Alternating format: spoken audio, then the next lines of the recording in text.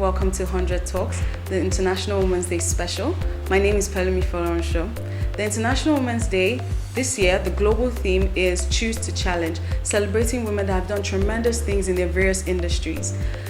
We're going to be joined today by Omoni Oboli, a Nollywood actress, producer, scriptwriter, and director. We'll also be joined by Tara-fela Durotoye, beauty entrepreneur, CEO of House of Tara International, and lawyer. And lastly, we'll be joined by the Chief Client Officer of Mansard Insurance PLC, Rashidat Adebisi. To further this conversation, we'll be joined by Sheiton Adigari, TV presenter and journalist. All right, then let's jump straight into it. Pelumi has just introduced the International Women's Day special, of course, for 100 Talks. And I want to start with you, Tara.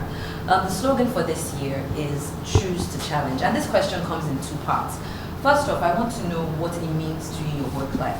How, over the last 20-something years, you've been able to challenge, working in your industry. And of course, as someone who's an influencer, who has been able to influence the culture, what exactly you choose to challenge in 2021? So let's start with the first part. Okay, so I think one of the things that for me is tied to my purpose is women empowerment. And I've always been someone who's driven by women empowerment. Whatever it is that I do, at the end of the day, my purpose in whatever I'm doing is to empower. The reason why I'm on this set is also because I want to empower the younger generation of women. So for me, it's what I want to challenge is our current status quo, where women are not financially independent. How do I create opportunities? How do I create businesses and platforms that help women to continue to be financially independent and therefore empowering them? That for me is what I choose to challenge. What do I choose to challenge in 2020 or 2021? In 2021, 2021 is still the same. It's still tied to my purpose. How do I do this better? How do I do this digitally? How do I do this on multiple platforms? How do I do this with collaborations? But still to choose to challenge women's empowerment. It's interesting that you said how women can be financially independent, and I, switch my attention to you because, first off, 64 countries, AXA Mansard, from the research I've done, 64 countries? Yeah, AXA Mansard. AXA globally, yes. Right? 64 countries, and you are here in Nigeria, which is, the largest country in West Africa, and you've been able to continually thrive in your industry. Now, I want to ask you the same question, but also give me the angle of what it takes to work in financial services as a modern woman in 2021. Thank you. It's a pretty interesting question when we talk about challenging ourselves from a career, and as a modern woman even, because there are differences around how we've been brought up and the realities that we're facing today. So sometimes we all don't have the skills required to really thrive today. But what I have seen is the opportunity to really develop the right skill sets and to see that, it's not just about having it for yourself. Can you share? Can you develop more people? Can you influence women, young men, anyone who just has that drive to take control of their financial status, to be better prepared, to be better protected. So AXA, as you know, our purpose actually is to act for human progress by protecting what matters. So for me in 2021, it's really about how can we include more people, how can we impact people, how can we help them from a financial skill set perspective, how can we help them plan. We haven't been designed to plan very well in Nigeria, unfortunately.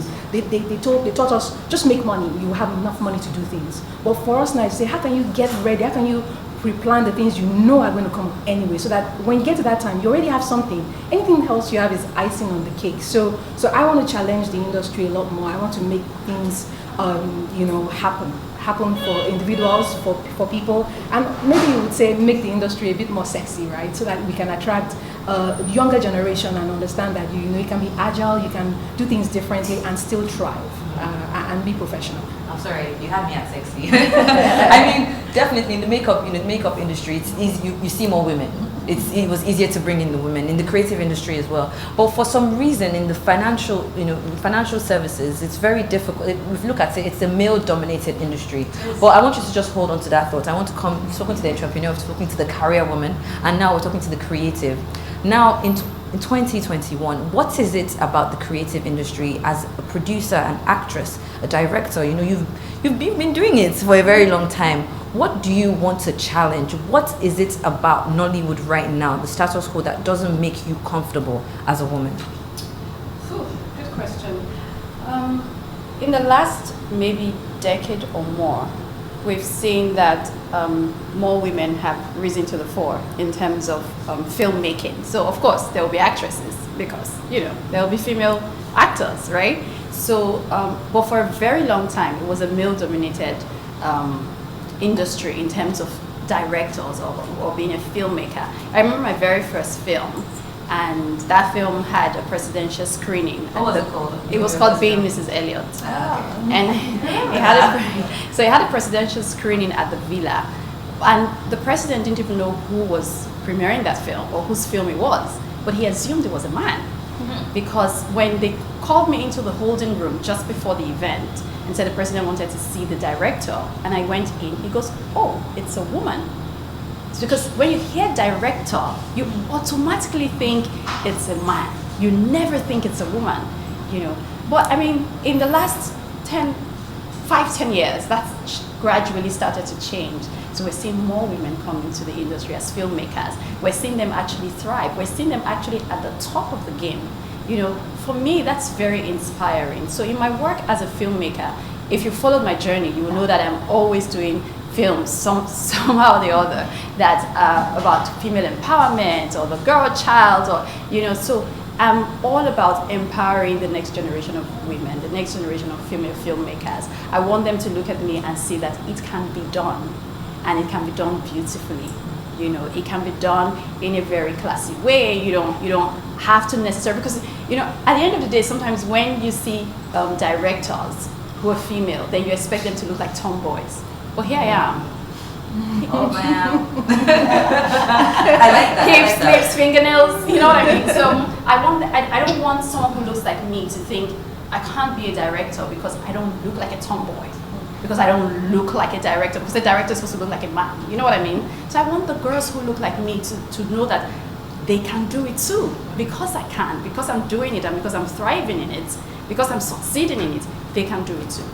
Definitely. I mean, when you talk about women empowerment, one movie of yours that really stands out for me was Wife's Revolt. Like, I remember Wives on Strike. Exactly. That was such a fantastic movie. I remember it so well. But let's really back in. I mean, we can't talk about. I mean, we are in 2021, but we can't ignore the year that was 2020. I know. With the pandemic, I can't imagine what that must have been for you as a filmmaker, as a beauty entrepreneur, and of course, you that you have a 9-to-5. So I want everyone to kind of tell me a bit of the challenges they faced and how they were able to overcome it. Because there are people, or there are women who are looking to you as mentors and are struggling. I struggled with the pandemic, but let's not get into that. But I want to know how that was for you and how you overcame it. I struggled as well. Like you said, I struggled intensely. But I'm very happy that experience showed me part of me that I'd never seen before. For us, for example, we had multiple stores. So we're a national brand, so we have stores across the country. And you can imagine that the businesses were shut down because our businesses are also we interface with humans, yes. Right? And so we had to close our stores. In the history of running the business, I've never experienced where there are no sales. It has never happened. And I experienced it for a couple of months. And it was a shock to my system. And I think there was no planning. There's no future thinking that I would have imagined that could have been a scenario or a reality.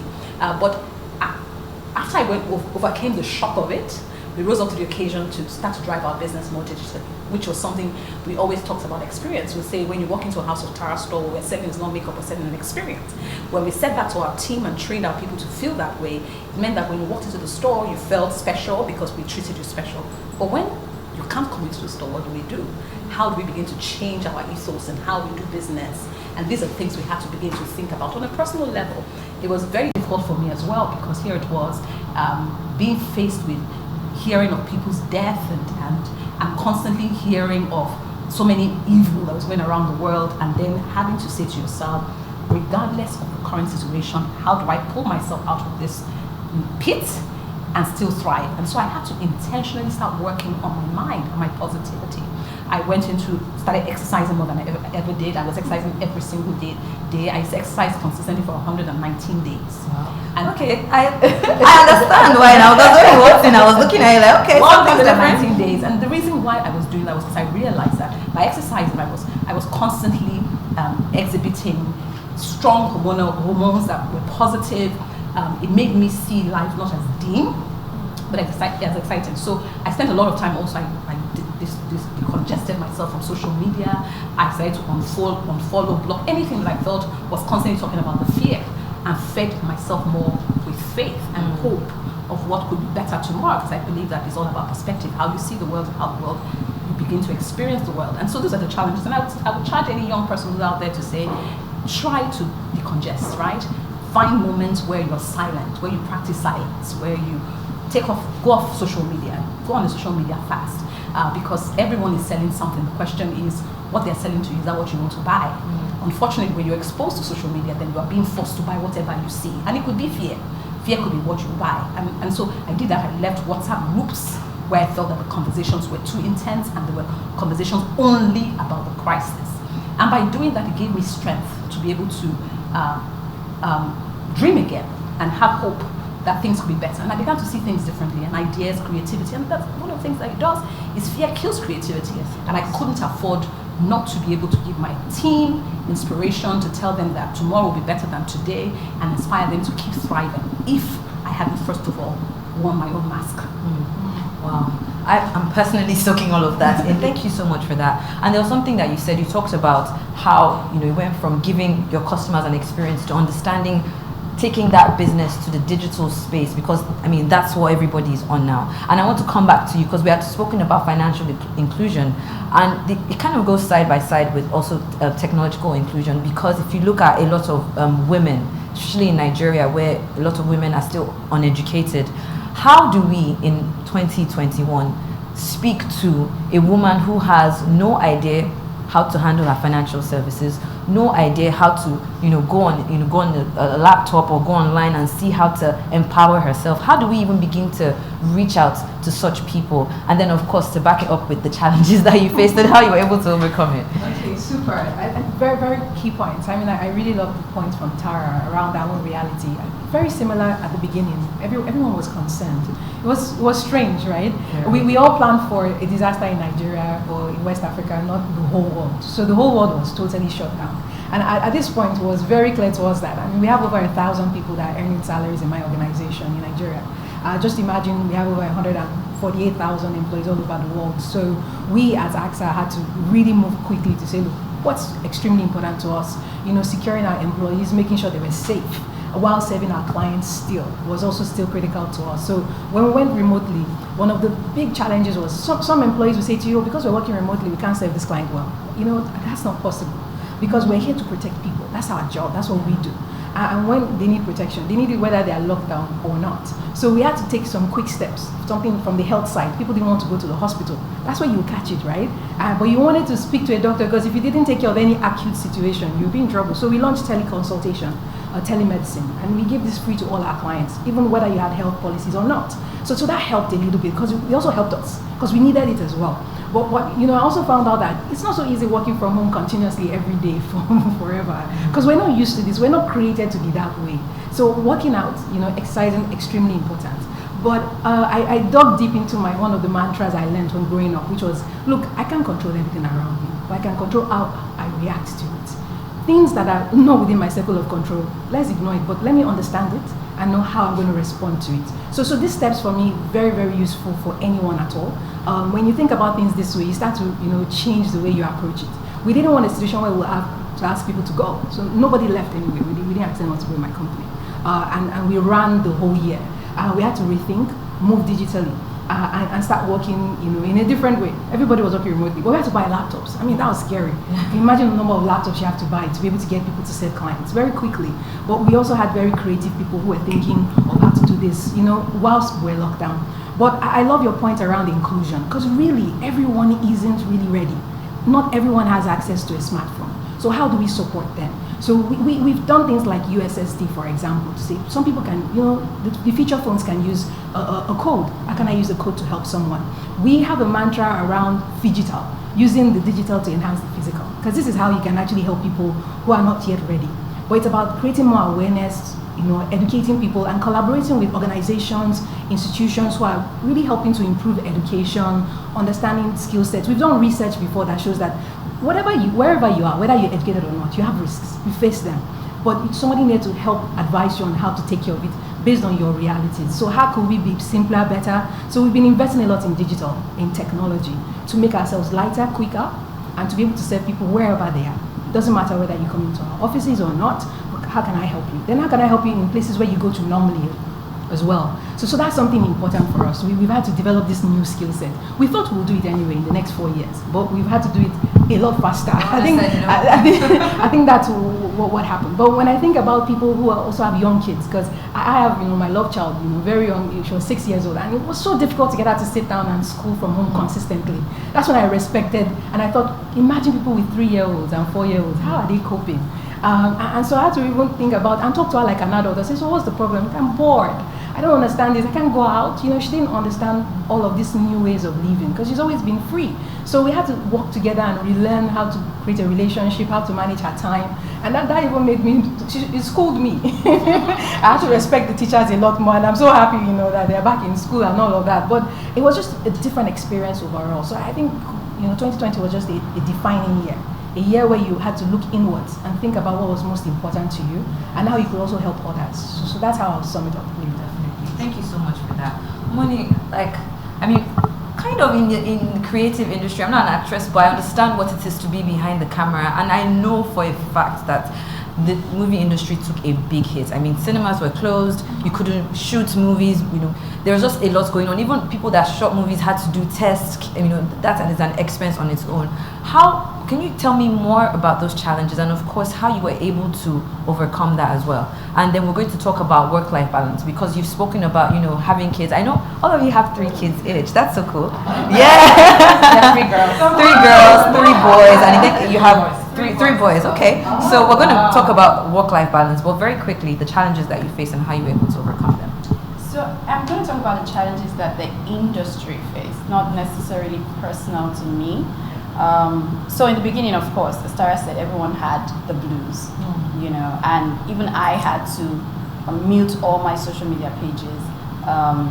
WhatsApp, I muted all my WhatsApp groups because in the beginning I was, just trying to get information and reading all of those things, and I started to have nightmares, and it really started to bother me. So I had to make a conscious decision that, I'm going to surround myself with only positivity.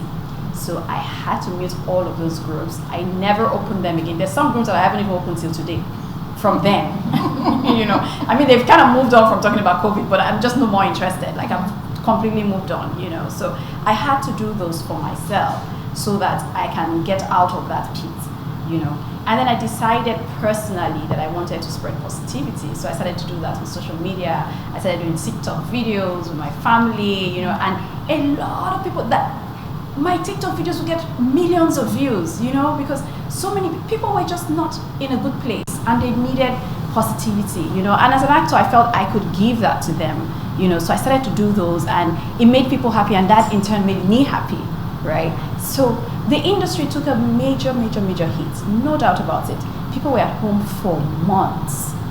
And I remember sitting down and thinking, I don't know how so-and-so is coping because I know that this is their bread and butter. This is how they do everything that they do.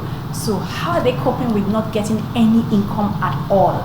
Like, I got creative. I started to do other things. So, in a year where people really didn't make any money, I did. I'm not going to lie about it. Mm-hmm. Yeah. And I also gave out a lot because I knew people were not in a good place. So I did a lot of giving out that period because I had been saying to people before then that the world is going digital, we have to think about it. Even in my industry, we had been talking about the world going digital, but nobody really did anything about it. We talked about it a lot, but we didn't technically do anything. So COVID-19 came to force us into going digital. Like, you don't have a choice anymore. Now you have to really do it, So there are so many ways people can earn money online, but many people didn't know about those things. Right? So I started to show people as well how they could earn money while sitting down at home. You know, the fact that we're at home now doesn't mean that we shouldn't earn anything at all. So this is what you can do to earn.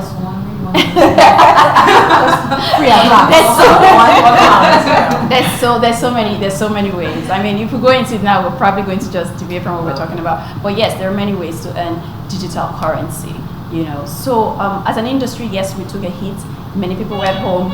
People couldn't really do anything. People couldn't shoot movies. And if we're not shooting movies, so as a filmmaker, if I'm not shooting, the whole chain is not getting paid. That's what it is. Every single person, nobody's getting paid because I have to make a film for the money to trickle down, right? So the editors get paid, the actors get paid, the line producers, everyone in the chain, behind the scenes, post-production, all of them get paid from my one project. So if I don't work, they don't get paid. So if all the filmmakers are not working, then everyone in the chain is not getting paid. No actor is getting paid. No behind the scenes person is getting paid. You know, so, and that happened. Cinemas were not open. So of course the cinema owners were not making any money. So the industry took a major hit. But yeah. Which is thankfully slowly coming out. Yes.